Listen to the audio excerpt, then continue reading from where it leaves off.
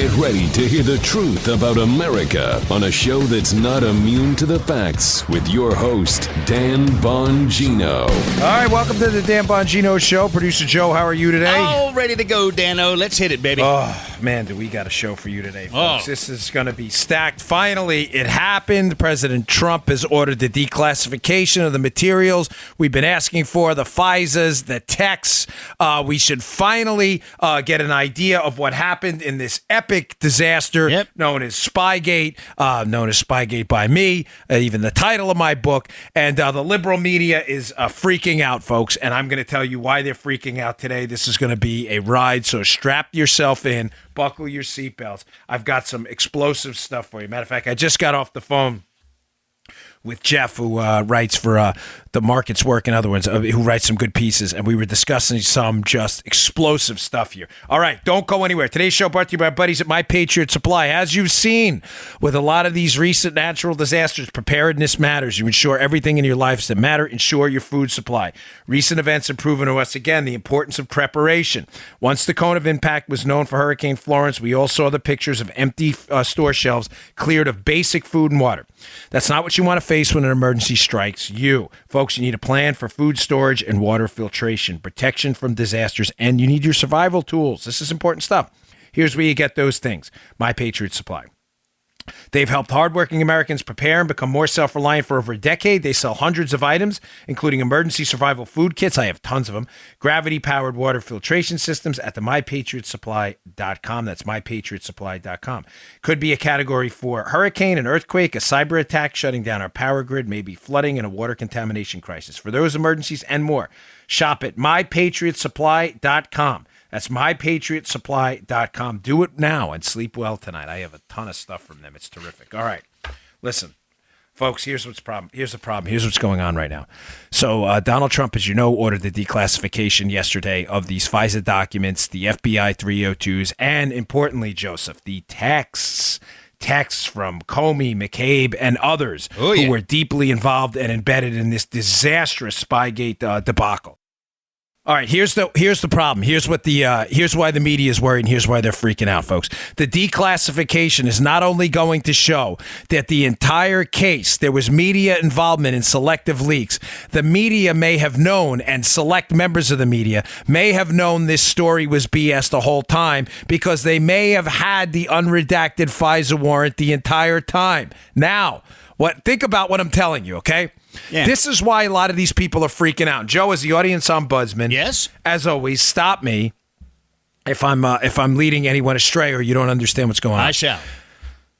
Folks, if the media and select members of the media at the Washington Post and New York Times understood the entire time because they had access to one of the unredacted FISAs, that this case was based entirely on this dossier and Carter Page, and continued to report a lot of this George Papadopoulos collusion nonsense and all this other stuff, knowing full well it was based on Hillary Clinton campaign documents, and failed to report a lot of this is pure, utter speculation based on political documents. The media, not that they already haven't been exposed as fake news, but they're going to look like idiots. What am I basing this on? Why does it matter to you?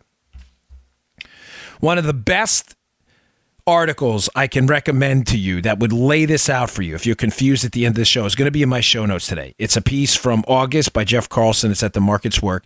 That's his site. It's going to be at the top of the show notes. Please read it. It's going to lay out in intricate detail everything I'm telling you. Now, this is critical. Folks, something happened in March of 2017, something you need to be aware of. March of 2017 is a critical date. It's a critical month.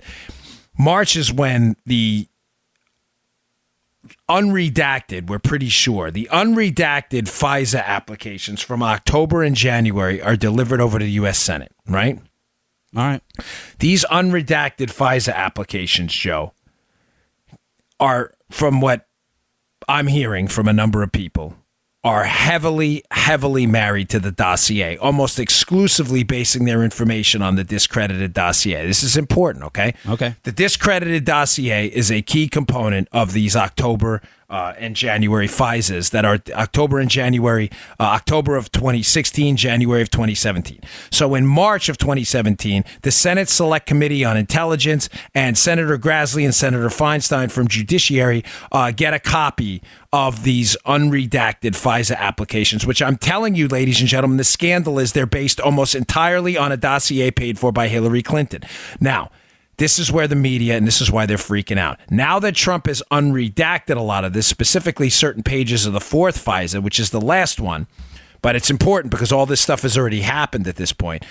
It is becoming crystal clear that the media was knee-deep in this entire operation. The media has likely known from day one that a lot of the information they were basing this case on was crap. What do I mean? What else happens right around that time period? The staffer for the Senate Select Committee on Intelligence, a guy by the name of Wolf, James Wolf. James Wolf is having a relationship with a reporter at the time from BuzzFeed, a woman by the name of Allie Watkins. Allie Watkins gets a text on May 17th, the day that the document is delivered, these two FISA applications, the date they're delivered to the Senate Select Committee on Intelligence. Allie Watkins gets a series of texts from James Wolf. She is a reporter for BuzzFeed. She's later writes a piece exposing Carter Page. Right. Exposing Carter Page's name to the public, not exposing him. So does this make sense? Yeah, we're good so far. So the document, these two FISA documents are delivered. Now, it is the number of the text that should pique your interest right now. Wolf sends 82 texts to Allie Watkins, his reporter girlfriend at the time. We remember that. Why? Would you remember this part? Yes, why we do. is this critical? She's a reporter. She later goes on and obviously she later goes on to work for, I believe, the New York Times. But it's clear she has some kind of relationship with others and that these leaks are happening in the, she's got media relationships, right? The 82 texts are critical. Why? Because the first FISA application, remember, there are two of them delivered to the Senate Committee on Intelligence. The first FISA application is 82 pages long, 82 plus a signature page. Now, you may be saying to yourself, I don't get it. Where are we going with this? Folks, entire pages of that first FISA are redacted in what was disclosed publicly just recently. What was it, a month ago or 2 months ago? They released redacted portions of the FISA. Remember that? I did a show on it? About two, yeah.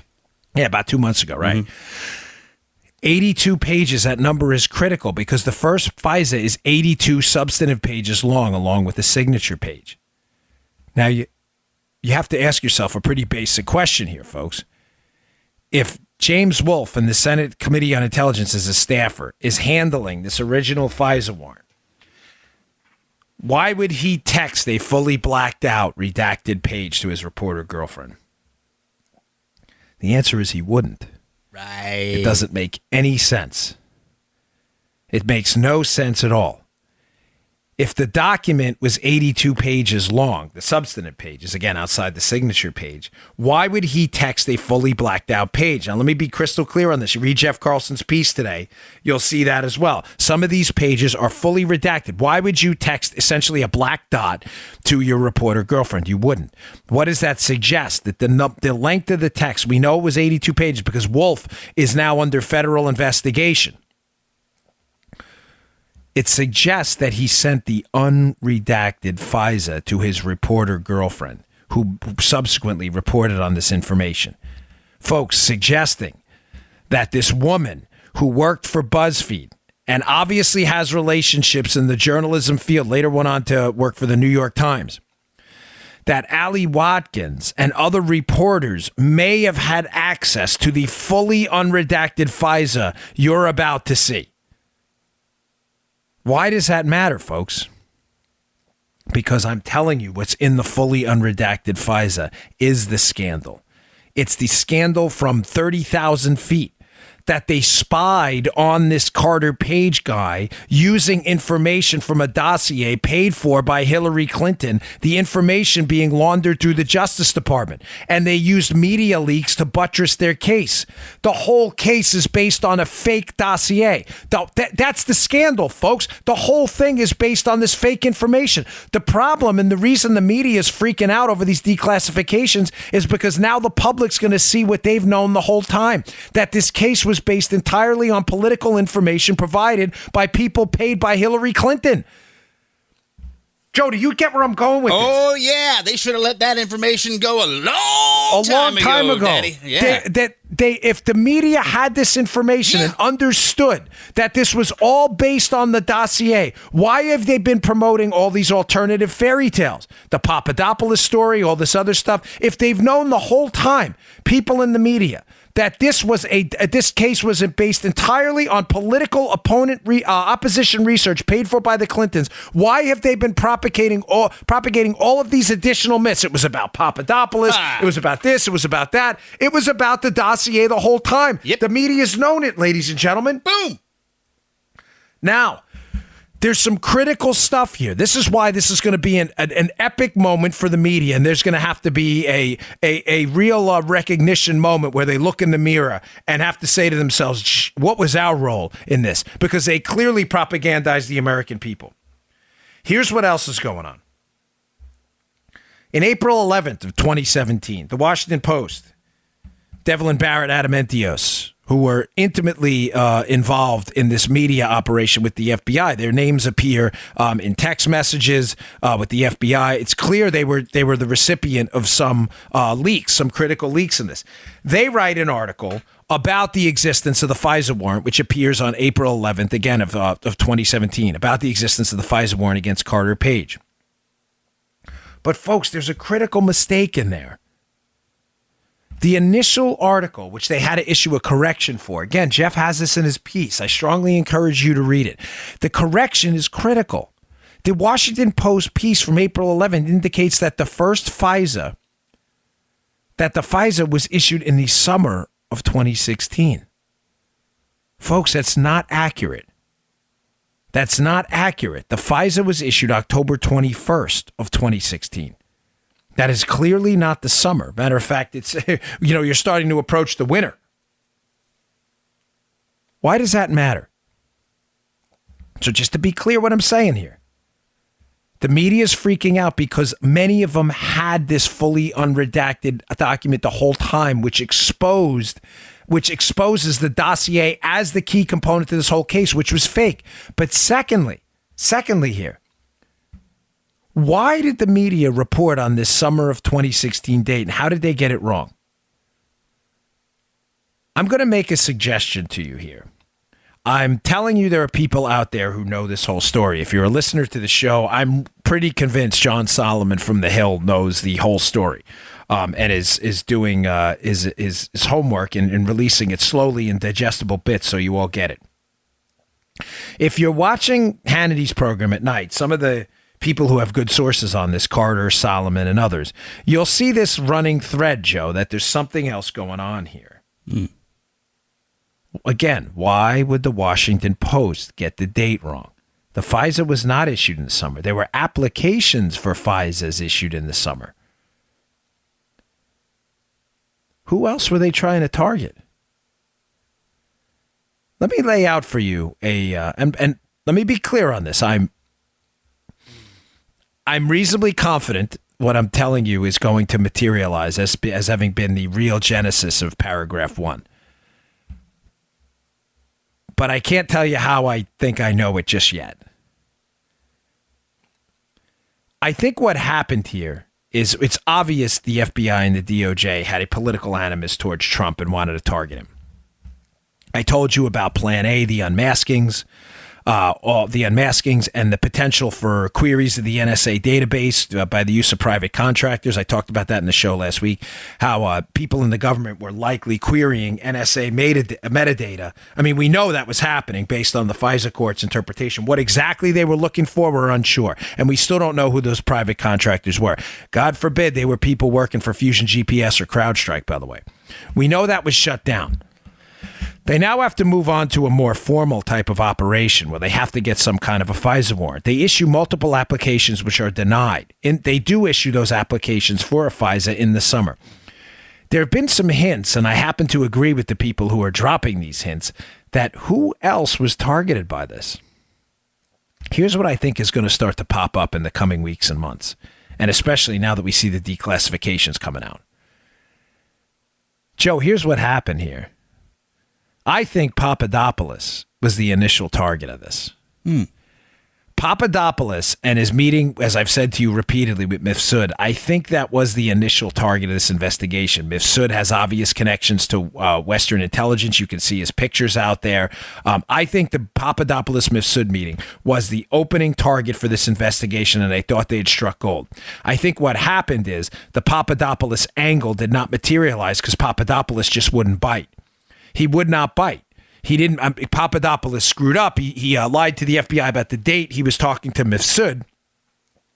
But I don't think that the Papadopoulos angle materialized. In other words, if you were looking to target Trump and we're looking for an in, somebody probably said, hey, man, listen, we got this Papadopoulos guy. Let's work him, right? Mm-hmm.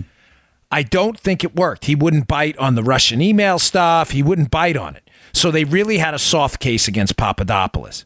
Now, Solomon's kind of hinted at this a little bit in some of his appearances in primetime on Fox. As the Papadopoulos angle dies out, they need a new target in Plan B. Because remember, now they're shut down. They're shut down on the 702 queries and other things like that, querying the NSA database. So they have to have some kind of a formal investigation, Joe. Right. So the formal investigation into Papadopoulos, where they think they can seek possibly a FISA, maybe against Manafort, it's not really materializing like they think it's going to. They move on. They're searching around. They need another name. They need a FISA warrant because remember, once they get the FISA warrant, ladies and gentlemen, on someone on the Trump team, they have these two hops. That's important, where they can hop from that person to the person they email to the person they email. So just to be clear on this, once they get a FISA on basically anyone inside the Trump team, they have a surveillance net to surveil the entire Trump team. You don't forget that. That's why they start going for the little guys, because they don't need the big guy. Once they get the little guy, they can hop right up to the big guy. Simple as that. Yep. I think they went for Papadopoulos, and they got nothing. They move on. Carter Page materializes. Now, as Jeff has in his piece, which is a really good point, and a bunch of others, I think, actually, I'm sorry, that may be Paul Sperry, but I'll get to that. I got a bunch of stuff. I've been reading so much stuff over the last few days. I'm trying to distill this down to the main takeaways. Peter Strzok is the division supervisor who had initially had some, I shouldn't say initially, who had some supervisory authority over the New York case against the Russian spies Carter Page was involved in. Follow me. Page is the Strzok is the Washington, D.C. supervisor for this case. As the Papadopoulos angle falls apart, Joe, and they realize they're probably not going to be able to get a FISA against Papadopoulos. They may have applied. This is what we all need to know. They say, hey, listen, now we know Strzok is involved heavily in this case. He probably figures, hey, I remember supervising a case in New York where this guy Carter Page, who's also on the Trump team, wasn't he involved somehow with a Russian case? Yes, he helped us out. He was the confidential informant who had helped us out in this case. Wow, look what we've got. We've got an entirely new angle here. They move on to Carter Page. They get the FISA against Carter Page on October 21st of 2017, allowing them to spy again, basically on the entire Trump team, using that FISA application and these two hops that they can do. Folks, I think the Page angle blows up too. Papadopoulos turns out to be nothing, which we've seen now. They only have him on a false statement to the FBI about a date. It's a nonsensical charge. Right. I believe the Page thing fell apart too. This I have on good information. As the Page angle starts to fall apart, because remember, Joe, they're listening in on Page now. They have the FISA. They're essentially listening in on his calls. They have his emails. They have his texts. Ladies and gentlemen, Carter Page is never arrested, which says to me and should say to you what? The Page case probably fell apart too. It was enough. There was no there. Do I have to? Let me read to you a text by Peter Strzok. An investigation leading to impeachment? You and I both know the odds are nothing. If I thought it was likely, I'd be there, no question. I hesitate in part because of my gut sense and concern. There's no big there. May 18th, 2017, folks. This is after by the way, this is after the FISA warrants and right at the time of the Mueller appointment. This is the lead investigator intimately involved in this who's saying there's no big there. What does that tell you? That tells you that the Carter Page case was probably falling apart too. They're listening in and they're figuring out, Joe, that this is a big zero. Now does the jump back to Papadopoulos and the speedy arrest and all this stuff start to make sense? Oh, yeah. You're darn right it does. They're panicking now. They thought they had a case in Papadopoulos, setting him up. It falls apart. They jump to Carter Page. People in headquarters remember the name. Carter Page, wasn't he involved with some Russians at some point? Let's go after him. That turns out to be garbage. Then they start really freaking out. Then they jump right back to Papadopoulos again. Man, we got to shut him up.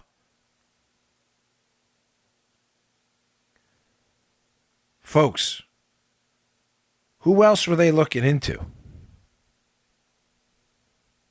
How many unmaskings on people were there?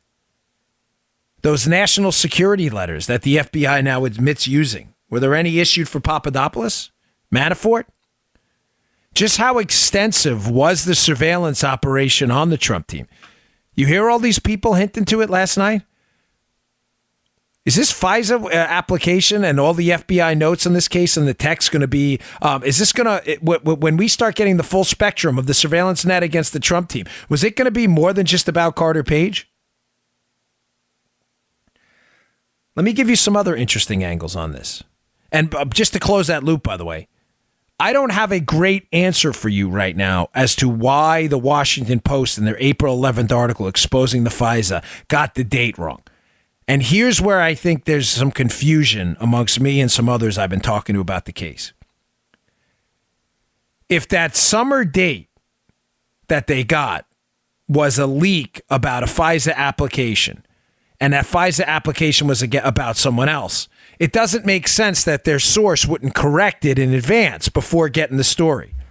You see what I'm saying, Joe? If you were going to leak that you were applying for a FISA warrant in the summer against a Trump satellite figure, right? Mm-hmm. Or a person in a Trump campaign, it doesn't make a lot of sense to me that you wouldn't correct it. And if it was a trap, some kind of canary trap, then it doesn't make sense either that Strzok wouldn't correct them unless, because Strzok's the lead investigator, unless they have multiple sources, they run with what source one, running a canary trap with the wrong date gives them, and then someone involved in the investigation with connections like Strzok corrects them later. I'm not sure. There's also a date of October 19th as the date of the initial FISA, which is not accurate. That keeps appearing in these left-leaning reports. Keep in mind, the date, October 19th, of the FISA 2017 warrant, ladies and gentlemen, that appears nowhere in the redacted FISA. The dates are blacked out. The only date you see is the March 17th date that the thing is stamped and delivered to the Senate Committee on Intelligence. This is a little confusing. I get it at this point. Yeah. The October 19th date that keeps appearing in the media as the date the original FISA is issued is not accurate. The date is October 21st, Joe. So what I'm asking you to consider is, how did the media get that date of October 19th? It's not in the document because it's redacted. Unless, circling back, the media's had the unredacted document the whole time, and the date in the document is intentionally wrong. Maybe they leaked to them a copy of the FISA with the date intentionally wrong, and then someone from the FBI or DOJ called and said, no, that's not the date. It's October 21st, hence the correction later on. You tracking? Yeah. That date, October 19th, ladies and gentlemen, does not appear in the FISA document that's redacted. But it may very well appear in an unredacted canary trap document that was delivered to the Senate, knowing it was going to be leaked, knowing the media was going to report on it, and knowing, in fact, that they would have trapped the person who leaked it because that was a setup document. It was the wrong date. It doesn't make sense otherwise why the media would keep getting these dates wrong. Yeah, right. But they issue corrections almost immediately. which logically leads me to conclude, Joe, that these people in the media and the leakers were being set up. They're leaking documents. The media's leaking documents. Documents are being leaked to the media from the Senate Committee on Intelligence. We know that because Wolf is already being investigated for that. What I'm telling you is maybe the documents delivered to the U.S. Senate, those FISA applications, the core of the documents are the same, but there's misinformation sprinkled without. That misinformation is being used to target who the leakers were. You know, and I find it kind of strange that they published it without checking up, which means they probably trusted their source enough to take it, to take it raw. Does it make you get what I'm saying? Yeah. I see exactly. They trusted the source who would be reliable. Right. If their source was in fact Wolf, the staffer on the Senate Select Committee on Intelligence. This makes a world of sense. Why would he have an inaccurate FISA application? But again, he texts 82 times to his girlfriend. The original document is 82 pages long. Now, you may be saying, well, Dan, because I asked Jeff and I had a conversation this morning. I said, listen, well, technically, it was the first 2 FISA applications that were delivered. So how maybe he just delivered the unredacted portions of the first 2. And Jeff brings up a good point. He goes, no, because that's far more than 82 pages. It makes more sense that he leaked the unredacted first 82-page FISA to them. And in that unredacted document is the wrong date. Folks, please, I so deeply apologize for this being confusing, but I want you to understand and have some faith that there are things going on behind the scenes. It's not happening quick. It's not happening at a speedy pace, but things are happening. It would make a world of sense if a fake FISA application, now the core of it's real, but fake information littered throughout this FISA application is delivered over to the Senate. People in the intelligence community, good guys, know it's going to be leaked. So they sprinkle throughout it information like fake dates, but they only make it wrong by a couple dates. We've seen this before, have we not? The Don Trump Jr. story about how he was leaking information to WikiLeaks. What was wrong? The date. He wasn't leaking anything. WikiLeaks was spamming his email box. The Mike Flynn story. Oh, he was ordered to contact the Russians during the campaign. It was after the campaign was over. We've seen these leaks before. Strategically designed leaks designed to trap people. Let me circle back to how we started. I believe this is why the media is freaking out right now. They realize in some of these declassified documents, some of the information they've been exposed to the whole time, the wrong dates, all of this stuff is going to expose them because they got played. The date was wrong for a reason, to expose the leakers, knowing they were going to leak to their media allies, who then put it out and published it in the paper. This makes a world of sense why they're freaking out right now. I think most of us are with you. I think we've got it. We're good. Makes sense to me. All right. It's important. Gotcha. This explains a couple of things. It explains the October 19th date. Just again, to be clear, the media kept reporting the FISA application, the first one, was approved on October 19th. It was not. It was approved on October 21st. Right. Why would they all report? Read Jeff Carlson's piece. He has links to all the October 19th FISA. There was no October 19th FISA. There was an October 21st first FISA. Now, you can't leak a fake document altogether, Joe. The media will sniff out that it's garbage. Yeah. You have to leak it. If you're looking to canary trap people, you have to leak it with some element of believability. And you sprinkle it with some false statements throughout, knowing that those false statements or false dates will get reported. And then you say, well, who did we give those false dates to? Oh, we gave them to a guy on the Senate staff. Well, that's got to be the guy leaking because the media is reporting October 19th. Now, Jeff brought up an interesting point to me I wanted to relay, and it's a good one, too. Let's not forget here that Fusion GPS was really, really eager, Joe, to cover up its bank records as well. Wait, let me get to that in a second. This is important, folks. This is really critical stuff. All right, today's show also brought to you by our buddies at ExpressVPN. Hey, with all the recent news in the media about online security breaches, it's hard not to worry about where your data goes. Making an online purchase or accessing your email Accessing your email could put your private information at risk. You're being tracked online by social media sites, marketing companies, and your mobile or internet provider. I hate that. Not only can they record your browsing history, but they often sell it to other corporations who want to profit from your information. That's why I decided to take back my privacy using ExpressVPN. This is so super easy to use, folks. Can't recommend it highly enough. ExpressVPN is easy-to-use apps that run seamlessly in the background of my computer, phone, and tablet. Turning on ExpressVPN protection only takes one click. It's really, really easy to use. ExpressVPN secures and anonymizes your internet browsing by encrypting your data and hiding your public IP address. Protecting yourself with ExpressVPN costs less than $7 a month. ExpressVPN is rated the #1 VPN service by TechRadar and comes with a 30-day money-back guarantee, but you won't need it. You'll love it. So if you ever use public Wi-Fi and you want to keep hackers and spies from seeing your data, ExpressVPN is a solution. And if you don't want to hand over your online history to your internet provider or data resellers, ExpressVPN is the answer. Protect your online activity today and find out how you can get 3 months free. It's a great deal at expressvpn.com/Bongino.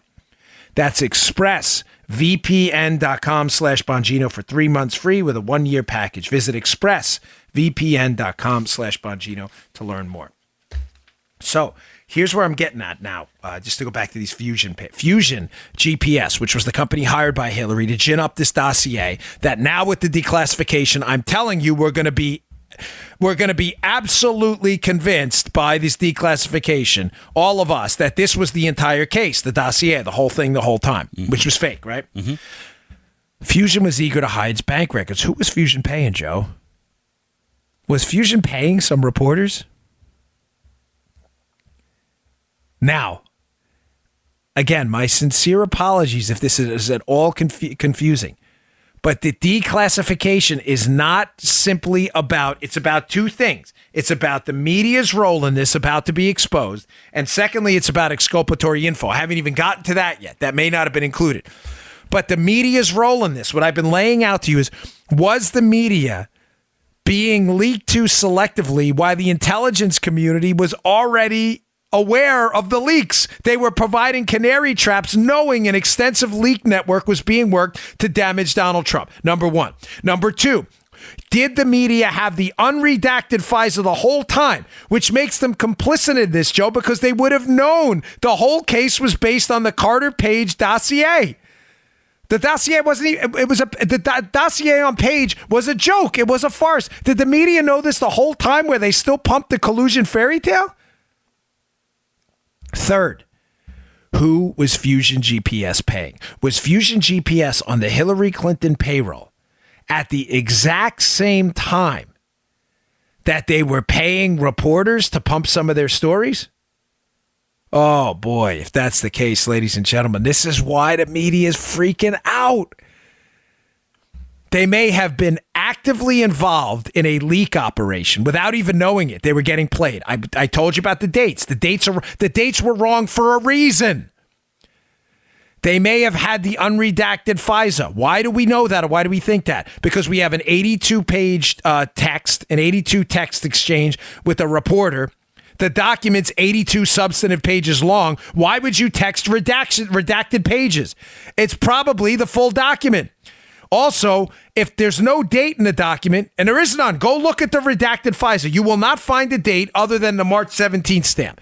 How did the media get the October 19th date unless they had a leak? But it's not the right date. It was probably put in there intentionally to out the media and the people that were being leaked to. You tracking? Mm-hmm. Mm-hmm. We're good. Finally, was the company hired by Hillary Clinton actively working with reporters on their payroll to advance this Russian collusion story?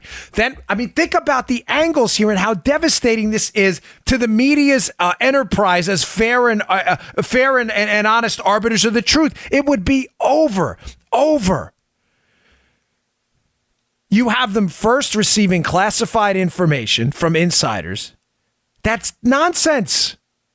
It's debunked dossier garbage the FBI used. You have them caught in a canary trap, and you may have some of them on the dole. Now, why am I very suspicious of Fusion GPS here too? Because I based the show on the facts, and we already know that Fusion GPS was very, very that is the one thing they would not talk about. They did not want to talk about their bank records. They did not want anyone to know who they were paying.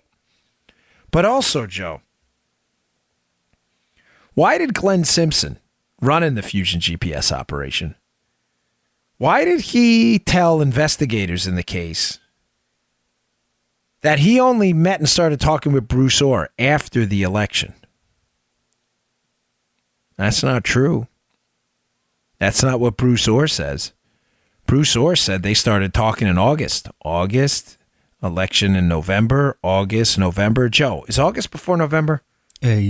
Yes. It is. Okay. It is. Yeah, Yep. I thought so. I had to check on that. Sometimes I have to do those January for me. Okay. August is before November. Yeah. So we have two conflicting stories here. Remember, we're talking about was Fusion relaying information to the media and a sophisticated operation the media was involved in to discredit and take down the Trump team. That's why they're freaking out. What is in the 302s, the Bruce Orr interviews with the FBI that they're going to declassify? If there were 302s from August talking about Glenn Simpson from Fusion, we know Glenn Simpson was not telling the truth then. But it would be awfully convenient, Joe, for Glenn Simpson if he didn't want people to know that there were potential payments to people in the media to advance this Russian collusion hoax in conjunction with Democrat operatives and others. It would be awfully convenient for him to say, wouldn't it, that no, I didn't start talking to Justice till after the election. Wouldn't that be convenient? In other words, wasn't me, Joe. I didn't do it. I didn't try to alter the election. Wait. I thought the story here, folks, was that the Trump team was working with the Russians to try to alter the election. Wouldn't it be awfully special if Glenn Simpson from Fusion GPS had met with justice officials before the election, as Bruce Orr seems to clearly indicate based on his August 2016 statements that he met and started talking with Simpson on this? Wouldn't it be fantastic if the whole time it was Fusion GPS working with Russian sources before the election to try to actually alter the election? And is that what Bob Mueller and everyone else is trying to hide today? Ew. Now do you see why, Joe? It's in Glenn Simpson's best interest to say, oh, no, we didn't meet till after the election. You sure about that, Daddy-O? Daddy-O, are you crystal clear on that? Because you got some splaining to do when these now declassified FBI summaries of their meetings with Bruce Orr, God forbid, these meetings document conversations you had with Bruce Orr before the election. Oh, and your wife, Bruce Orr, was working for Fusion GPS at Simpson's and working with Simpson's operation. Does that make any sense to you at all?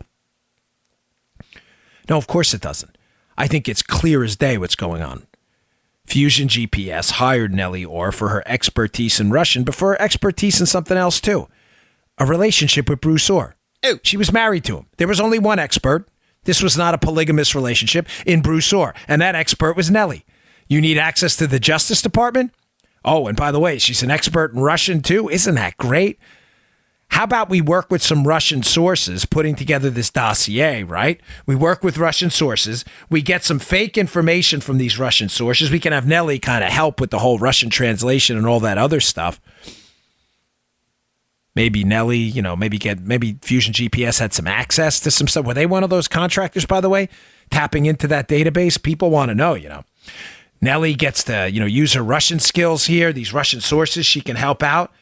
Conveniently, her husband works at the DOJ. Right before the election, they're shuttling fake information through the dossier into the Justice Department that makes it into the FISA court. They get a double whammy. They get to spy on Trump. They get an instant connection into the DOJ and a triple whammy. And then they get to work with media sources. Who are they paying exactly? They get to work with media sources to filter this nonsense narrative into the media to damage Donald Trump. And God forbid he wins. Use that information to appoint a special counsel later.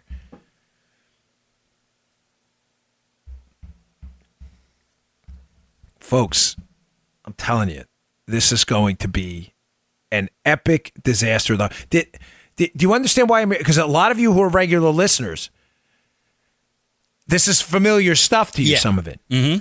But with the declassification, I know to Joe, I can see him shaking his head here. Mm-hmm. But with the declassification last night, I want you to fully understand why the declassification part is so damaging. Don't take the simplistic way out. I'm not trying to knock anyone. People have jobs in life. They don't have time. Right. This is what I do for a living. Joe has another job. I mean, he doesn't get. I wrote a book. I mean, literally wrote a book on this, right? Right. With Denise and Matt. Mm-hmm. The simplistic take on this is, it's going to expose that the dossier was used to spy on Trump. Yes, it is. You're right. And that is the big story. But that's not why the media is freaking out. The media is freaking out because they knew this the whole time. Do you understand? They've known the entire time that the dossier was the bedrock of this entire spying operation, and the media did almost nothing to verify any of it while reporting it because they wanted it to be true. Were they being paid by Fusion? Were they part of a canary trap? I don't want to keep repeating this, but you need to understand the media is panicking because they were an integral part of this entire operation. They have been reporting the whole time on a fake dossier that some of them actually had based on almost dispositive information. The texts, the wrong date that keeps appearing. The date isn't in the redacted document. How would the media get a date? What did they guess? They had the unredacted one. So wrapping up, takeaway number one. This is a critical day. Not just because the FBI is going to be exposed, but the media too.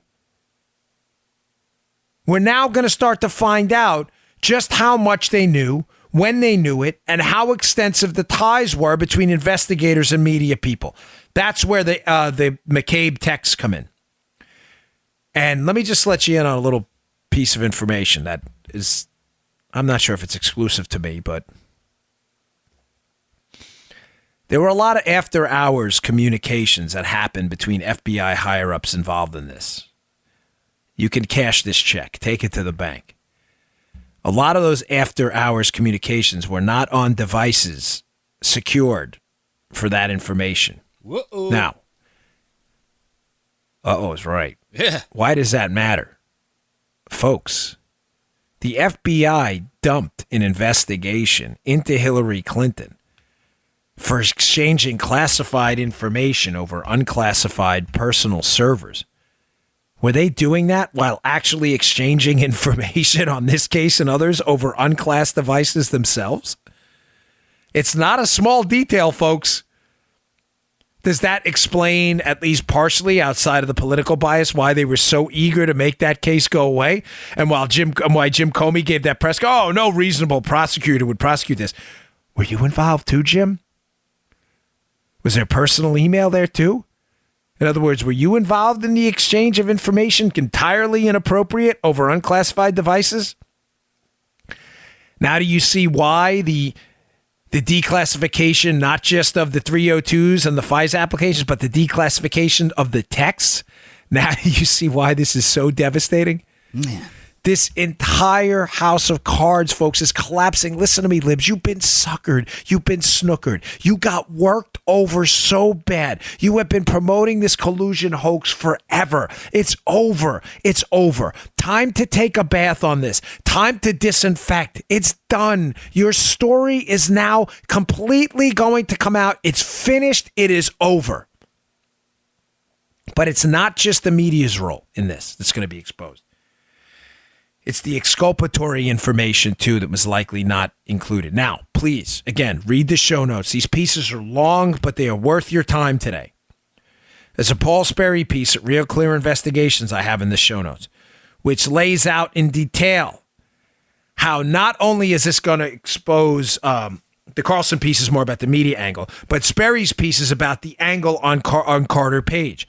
The FBI, ladies and gentlemen, had information indicating Carter Page was not, in fact, a Russian agent, which kind of throws a monkey wrench into your FISA application if your FISA application, Joe, says that Carter Page is a Russian agent. You have to include that. It is immoral. It is unethical. It is unquestionably a violation of your professional responsibilities as a federal agent by, given a badge and the power to arrest and take the lives and freedom of others, to not walk into a court and disclose fully that there's exculpatory information indicating that your premise that he's a Russian agent may in fact not be true. We will know this now. Why will we know this? Because now we're going to get a look at the FISA application. And why this fourth one is so critical, ladies and gentlemen, is, again, this is the last FISA back in June. This is when all of the Orr interviews have happened. The interview of Papadopoulos has happened. They've been spying on Carter Page for months. If Carter Page was a Russian agent, by the time the fourth FISA, Joe, they've been through multiple renewals. They've been listening in on Carter Page for a while.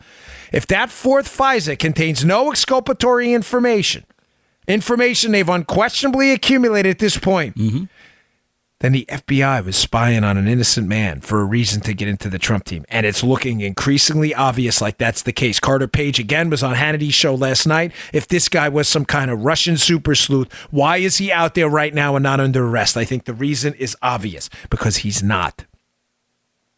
All right, I want to get to this quote from the Sperry piece, because this is going to be takeaway number 2. Before I get to that last ad of the day, I always appreciate your patience. Our sponsors help us keep the show free, and I'd appreciate your supporting them too. Today's show also brought to you by our buddies at Brickhouse Nutrition. They make the best nutrition products on the market. They are a young, hungry company. They're at the tip of the spear on research, and one of their best products out there is Field of Greens. I take it every day. My mother-in-law loves it. I told you a story yesterday. My mother-in-law's like, Daddy, why do you look so young?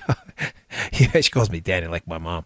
Why do you look? My mom calls me Daniel too sometimes. Why do you look so young on TV? I said, well, I don't think I look that young. I think I look old and decrepit, but I appreciate you saying that. True story. And I attribute a lot of it to Field of Greens. It's a fruit and vegetable supplement. But it's real food. That's the difference. There are a lot of crap supplements out there, these pills and powders, but a lot of them are extract. It's cheap extract, too. It's not high-quality fruits and vegetables. What Field of Greens and Brickhouse Nutrition did is they took the highest quality fruits and vegetables they can get their mitts on, and they ground it down into real food. This is real food. It's not an extract. It's not some crap supplement. This is real fruits and vegetables.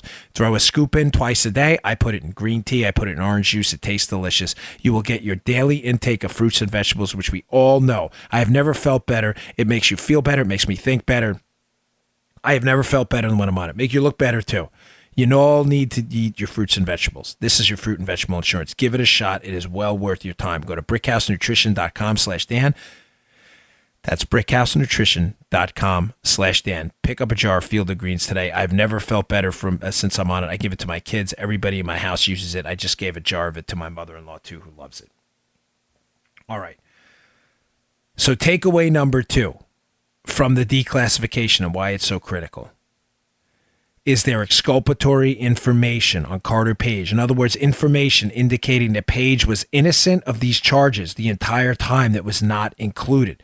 This is a disaster for the FBI if this is in fact true. Here is a quote from Paul Sperry's piece, which will be in the show notes. And I'm quoting here. The FBI omitted from its application to spy on Carter Page. This is from a source he has, by the way, just so you understand, a source Paul Sperry has. The FBI omitted from its application to spy on Carter Page the fact that Russian spies had dismissed the former Trump campaign advisor as unreliable, or as one put it, an idiot, and therefore unworthy of recruiting. According to congressional sources who have seen the unredacted document. Folks, do you understand how profound this is? See, here's the problem. Some of the people, whenever we put out things like, and I get it, there's always Joe and I are in the conservative content space, and forgive us sometimes for a little bit of hyperbole, but we want to get the content out, and people like adjectives and stuff. But honestly, if I think something's a bombshell, I'll call it a bomb. I don't care. Oh, Dan, it's a bomb. This is huge. This is enormous. A congressional source is saying that the FBI had information that the Russians thought Carter Page was unworthy of recruiting as Joe. They apply for a FISA warrant suggesting that Carter Page is being recruited as a Russian spy. Please let that digest a minute. Chew the cud a second. Think about that. Do you understand how profound this is? Thank you, Chew. Chewy gets it. Yeah. Chewy gets it. This is in Sperry's piece. The FBI, according to a congressional source, had information that the Russians not only did not want this guy, they thought he was an idiot and thought he was unworthy of recruiting. As the FBI walks into court, doesn't tell the judge any of this and says, this guy's a Russian spy, Judge. Holy cow. Yeah, yes. How, dude. Now, just dialing back to point number one again. Did the media know this the whole time? Did they have information on Page that Page was not in fact the Russians? But now that part we're unsure of. But I'm asking you the question. Did the media have some of this information that Page was in fact not only not a Russian spy, that the Russians thought he was an idiot and thought he was unreliable and didn't want to recruit him? While reporting simultaneously that Trump colluded with the Russians, now do you see, folks, why the dossier, being a critical component of the FISA application, is so big? Again, I'm desperately trying not to confuse you because it's so important. But there are three major takeaways today. Number one is the simple one. Declassifying the FISA is going to expose that the Trump team was spied on based almost exclusively on this dossier. The dossier is fake. The dossier implicates Carter Page in some Russian collusion scandal as an agent of the Russians. It is not an accurate charge. That's number one. Number two, did the media know this? If the media knew this, why didn't they report it? And why do they continue to propagate the myth that Trump colluded with the Russians, knowing that it's all based on a fake dossier implicating Carter Page? Number three, did the FBI omit exculpatory evidence from the FISA? Now, when we get this unredacted FISA, we're going to see the whole thing. And folks, God forbid it does not include this information. This is key. This is critical. The FBI is raising their right hand in Affian in a FISA court, swearing that Carter Page is a Russian spy while simultaneously having information that not only is he not, but that the Russians don't even want him. This is a key, critical piece of information. It speaks to the ethics, the morals, the professionalism, and the legality of the people we've entrusted with sincere, honest, supposedly honest intelligence powers that are supposed to keep us safe, not to spy on us. It gets worse. From the Sperry piece, please read this stuff today. The potentially exculpatory detail was also withheld from 3 renewals of the wiretap warrant before a special government surveillance court. The warrants issued by the FISA court allowed the FBI to spy on Page and others he was in contact with for almost a year, the sources also confirmed.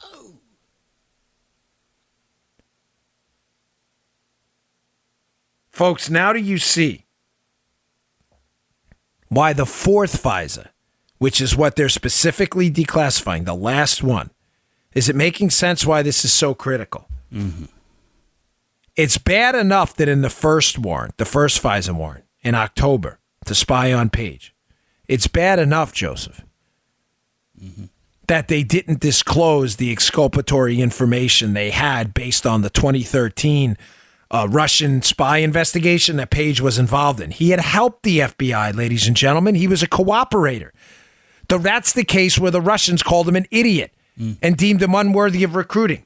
You tracking me, Joe? That was known by the time of the first FISA application. So they're spying on a guy, Carter Page, in October. They say he's a Russian agent. And it's in October, they know it's not true. They have exculpatory information that does not appear there, indicating that the Russians don't want this guy. They think he's an idiot, which obviously runs in complete contradiction to your theory that he's a Russian agent. But why the fourth FISA is so critical is they renewed this thing 3 times. And even in the last one, in an act of utter desperation, Joe, in June of the next year, despite spying on this innocent guy for a year, they still didn't have anything on this guy. Anything. So you've known now since 2013 that the Russians don't want this guy. You've known that he helped you. You've now been spying on him for a year, and in that fourth FISA, you have nothing other than the same regurgitated allegations in the dossier? Do you understand what that means? They spied on this guy for a year, and in that fourth FISA, you have the same exact garbage from the dossier you had in the first one? You see why it's so devastating? They spied on this guy with the full force of the United States government for a year and found nothing. Nothing. Yet they kept regurgitating the same junk over and over and over, and that junk is the dossier. Now, what else are we going to find? There's a couple other things I want to hit here in these last few minutes. There's an October 14th email from Peter Strzok. Remember, the October 21st date is the original FISA. Peter Strzok indicates that they have to start applying, quote, hurry the F up pressure to get this thing done. Why are they hurrying up? Now, the story I told you before about the 30,000-foot timeline makes more sense. It appears around October 14th when Strzok sends this email about the hurry the F of pressure on the FISA, Joe, which is going to be approved in just 7 days, right? With you. This is an October 14th email. Yeah. The FISA is approved to spy on page October 21st. The media keeps getting the date wrong, October 19th, which, again, I'm telling you is a trap.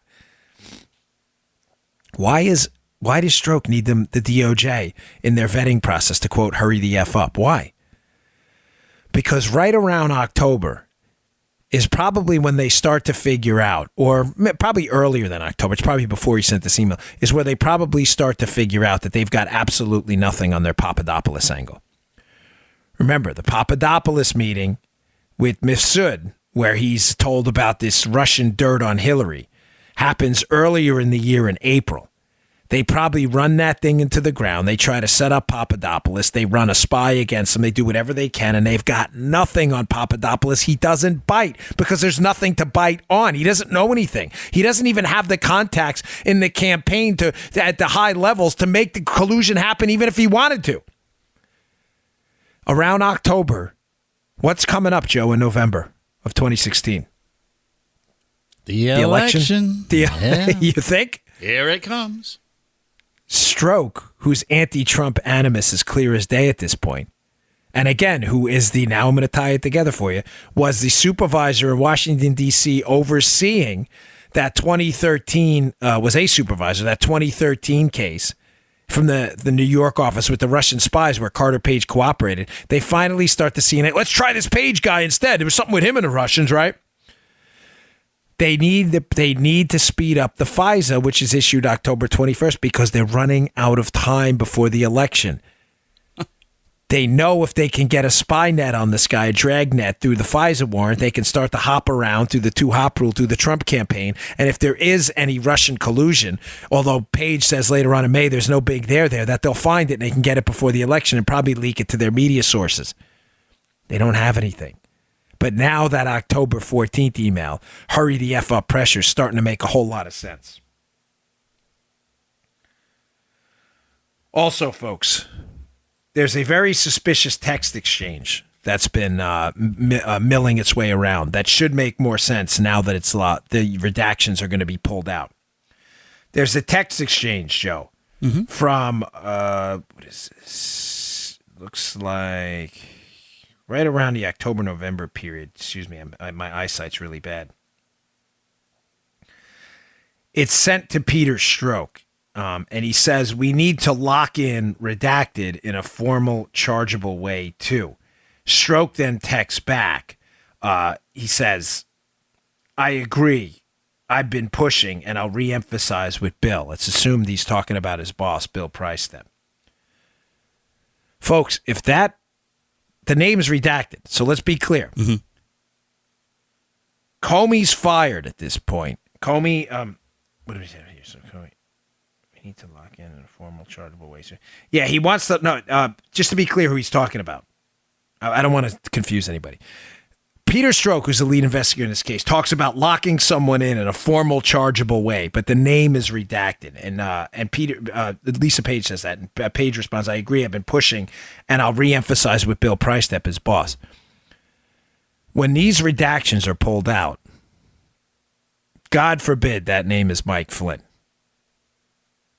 because it shows again a targeted effort by people to take down people in the Trump team, to lock them in. They're looking to lock these people in early to get why they still have their own people in charge of the FBI before someone gives them a look-see. Now, sorry if that was a little confusing. I just want to bring that up in light of the fact that Mike Flynn's sentencing date keeps getting pushed back, and now it looks like they've locked in a date, which says to me that Mueller wants to lock that sentencing agreement in before the IG report comes out, which exposes just how badly the Mike Flynn case was handled. That's my guess on that. There was one last thing I wanted to cover on this. What was it? Oh, gosh. I'm sorry, folks. I had a brain meltdown there. I got so much stuff going on today, so just forgive me. But let me just quickly sum up, and then we'll bounce for the day. So the media is worried because of the declassification of the documents. It may show that they've been involved. We want to know who was being paid. We want to know all the texts. Who were they dealing with in the FBI? Were they part of a canary trap? And were they propagating the myth? Did they have the unredacted FISA? If they did, why did they keep reporting that Carter Page was a Russian spy and not do any effort at all to verify, in fact, that the dossier was true? Secondly, the FBI omit exculpatory data from this. If they omitted the exculpatory data on Carter Page, ladies and gentlemen, we are going to be looking at a world of trouble for all of these people. Oh, here's the one thing I wanted to mention. I had suggested to you a while ago, because some of you had asked me, you were like, get him, get Strzok. Why is he still there? And why is Priestep and these others, why are they still in the FBI? And I had suggested to you, Joe, if you remember, that because there's a difference between administrative and criminal penalties. Yes. And you have to remain with the agency in order for administrative penalties to remain effective. If they were to fire people in the FBI like Strzok immediately, they would not have their pensions and administrative penalties to hold over their heads. Understand that, please. The criminal prosecutions of Strzok are completely separate. He will always maintain his ability to plead the Fifth Amendment. We plead the Fifth. I'm not going to say it. That's fine. He's an American citizen. No one can force him to say anything. But, while he's working within the FBI, they can force him to say something under administrative guidelines, or he loses his job. And then he can plead the Fifth all he wants. I suggested to you a long time ago, if you're a listener, that I believe Strzok and McCabe and others were kept on the payroll longer than necessary because there may have been a little operation on the administrative side to see what they were doing. Don't be surprised if in the coming days and months we find out that there were efforts by them after this was exposed to cover their tracks. You heard it here first. And that the FBI may have been watching the whole time. And if they fired them, Joe, those tracks would have disappeared. Sorry for that little brain thing at the end. I've had so much going on today. I didn't even get to my sound bites, but I'll get to them tomorrow. I just wanted to be sure I got it all in. All right, thanks again for tuning in, folks. Please subscribe to the show. Check out the show notes today at Bongino.com. But the subscriptions drive us up the charts. Check us out as iTunes, at SoundCloud, Spotify. Subscriptions are free. We really appreciate it. And I'll see you all tomorrow. Take care. You just heard The Dan Bongino Show. Get more of Dan online anytime at conservativereview.com. You can also get Dan's podcasts on iTunes or SoundCloud. And follow Dan on Twitter 24/7 at DBongino.